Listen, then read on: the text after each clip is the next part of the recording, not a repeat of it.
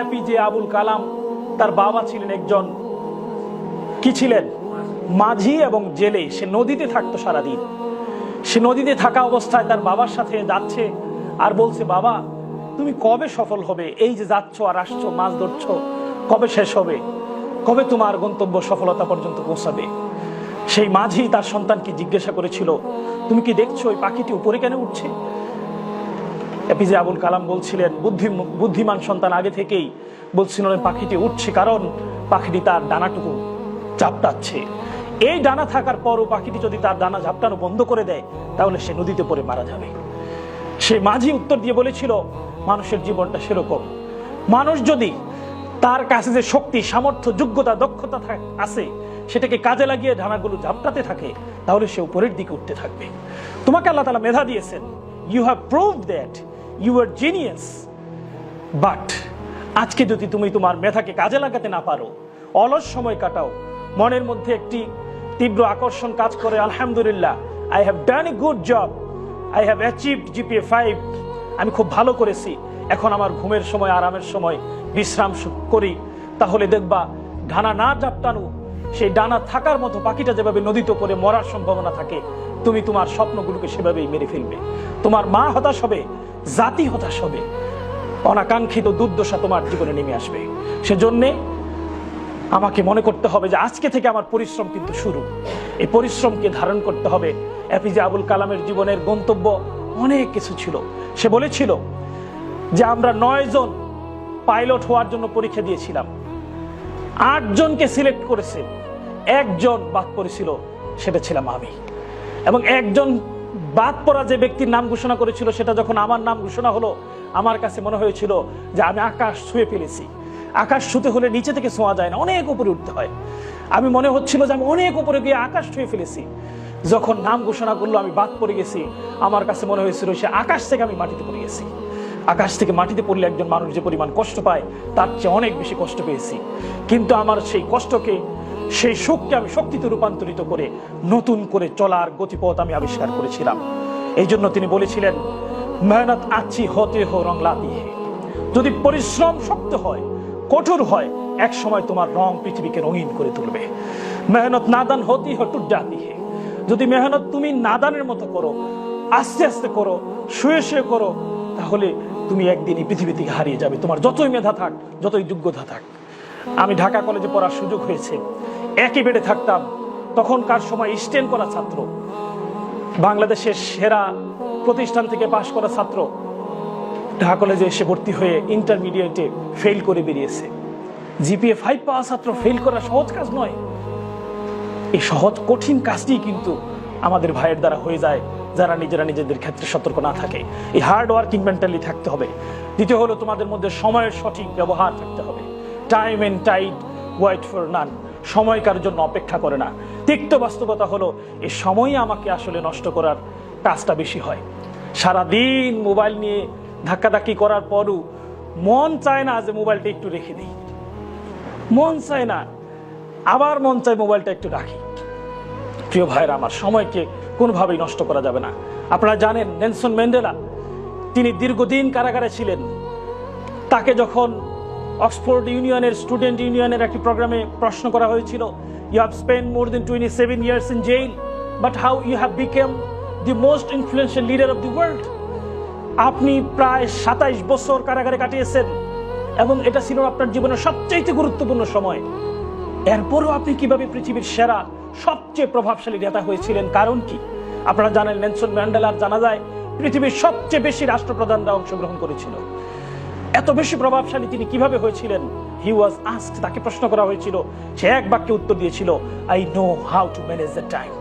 আমি যেখানেই সময় কাটাই না কেন, আমি জানি আমার সময়কে কিভাবে ব্যবহার করতে হয়, সময়কে কিভাবে কাজে লাগাতে হয়। আপনারা যে মোবাইল ব্যবহার করে সময় নষ্ট করেন, এই মোবাইলের এখন নষ্টকারীর যে ভার্সন, অ্যান্ড্রয়েড ভার্সনের যিনি আবিষ্কারক স্টিভ জবস, তাকে ক্যালিফোর্নিয়া বিশ্ববিদ্যালয়ের সমাবর্তন অনুষ্ঠানে প্রধান অতিথি করা হয়েছিল। সেখানে দাঁড়িয়ে তিনি বলেছিলেন, unfortunately I did not get the chance to get admission in any university of the world. দুর্ভাগ্যবশত পৃথিবীর কোন বিশ্ববিদ্যালয়ে আমি চান্স পাইনি, but fortunately I have become the chief guest of the graduate program of the best university of the world, পৃথিবীর সেরা বিশ্ববিদ্যালয়ের একটি সবচেয়ে বড় অনুষ্ঠান গ্রাজুয়েট প্রোগ্রামের প্রধান অতিথি আমি হয়েছি, অথচ আমি কোনো বিশ্ববিদ্যালয়ে চান্স পাইনি। What made me so successful? কোন বিষয়টি আমাকে এত বেশি সফল করেছে? That's why you have selected me as the chief guest. কোন বিষয়ের কারণে তোমরা আমাকে আজকে সফল করেছো, প্রধান অতিথি হিসেবে গ্রহণ করেছো? কারণ কি? তিনি বলেছিলেন, I did not get the chance to read more. অনেক বেশি পড়ার সুযোগ আমি পাইনি, but I have tried what I read every day to follow. আমি আমার জীবনে একটা বাক্য প্রতিদিন পড়ার চেষ্টা করেছি এবং একটা বাক্যই আমি অনুসরণ করার চেষ্টা করেছি।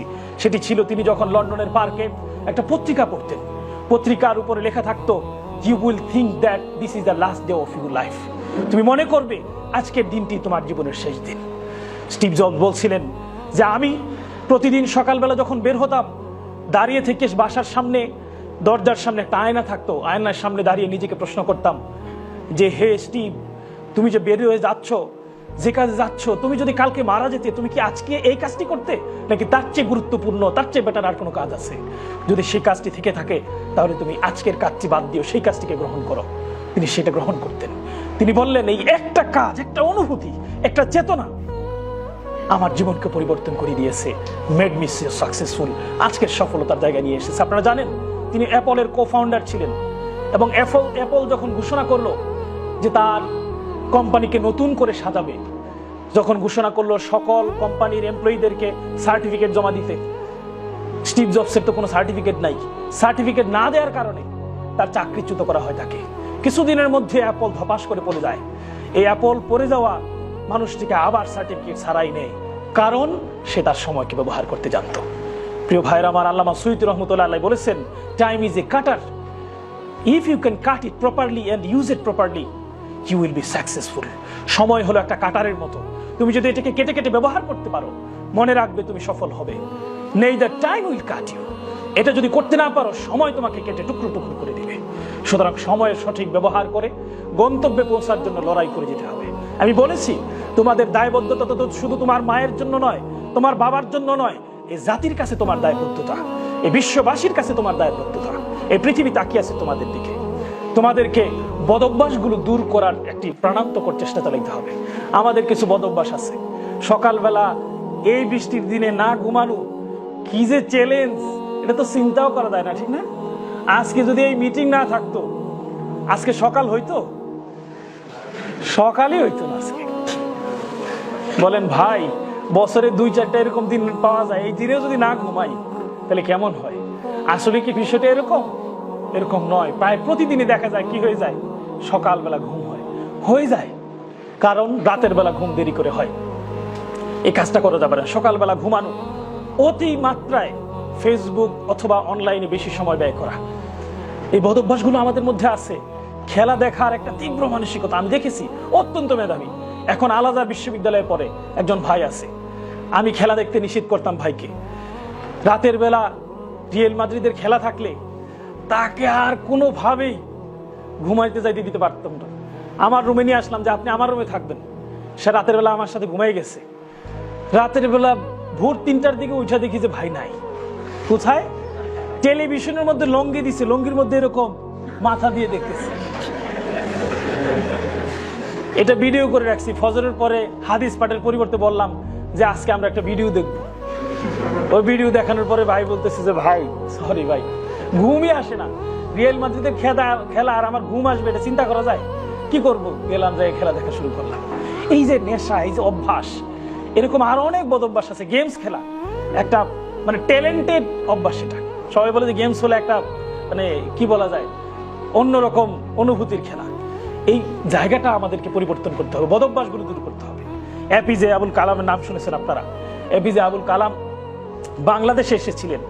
বাংলাদেশের চীনমৈত্রী সম্মেলন কেন্দ্রে তাকে প্রশ্ন করা হয়েছিল। একজন যুবক আপনাদের মতো দাঁড়িয়ে প্রশ্ন করেছে, I want to get my future brighter, how can I get it? He answered, not only you, each and everyone in front of me want to get their future brighter, but the bitter reality is that none can change his future, but each and everyone can change his bad habit.